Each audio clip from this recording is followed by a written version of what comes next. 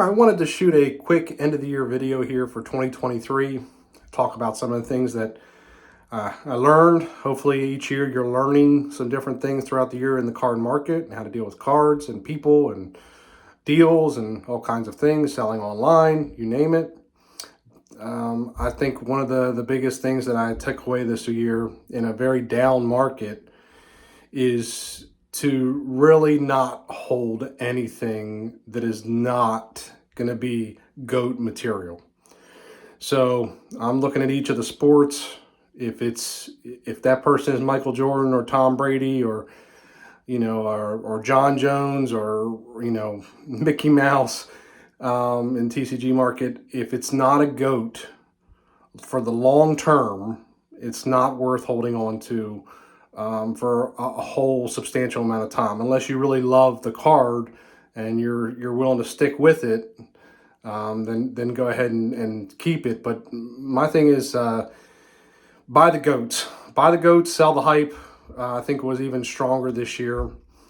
I was right on my prediction about the backup quarterbacks. We have now 34 different starting quarterbacks, and we still got a couple weeks left. Backup quarterbacks was a huge moneymaker this year. So got that right. Sold a lot of Gardner Minshew cards. Sold some Josh Dobbs. Sold some Jordan Love before the season. So backup quarterbacks was a huge profit this year. $50 to $250 cards seem to be the sweet spot for me in terms of selling and moving quickly and making money and moving on. I spent 4 months out of the year in the higher end market this year, which is to me is $500 to $5,000. Got to meet a lot of great people. It's a really different kind of market in my mind because you're holding on to cards a little longer. You're dealing with a different type of person in my mind as well. The buyer and the seller are a little more high end and care about a lot of different things that maybe a lower end person dealing in cards may not care that much about. When it comes to packaging and shipping and all this other stuff, transactional wise. So I think that was educational, but it's probably not where I will spend my time. It'll be in that $50 to $250 range for the most part moving forward. Not to say that I'm not going to get some big cards, but from a buying and selling standpoint. And then I would say on the TCG market, which I feel is very strong, Lorcana, not the best rollout, and that's being very, very nice. It was probably one of the worst rollouts in TCG history.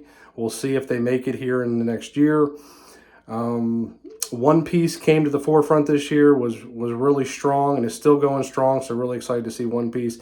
Pokemon is still consistent and really going at a really good level. The TCG market, I mean, it's just super strong overall, and you have a lot of interest. So continue to think about TCG as a real player in the card market spectrum as a whole. That's just a couple of things I learned this year. I'm sure there were plenty more lessons that I learned, but those are the couple of things I wanted to relay to you to think about for 2024. Have some goals, put it together. I'm looking forward to being a dealer this year, coming up again at several shows, so that'll be exciting, and we'll go from there, man. Looking forward to 2024.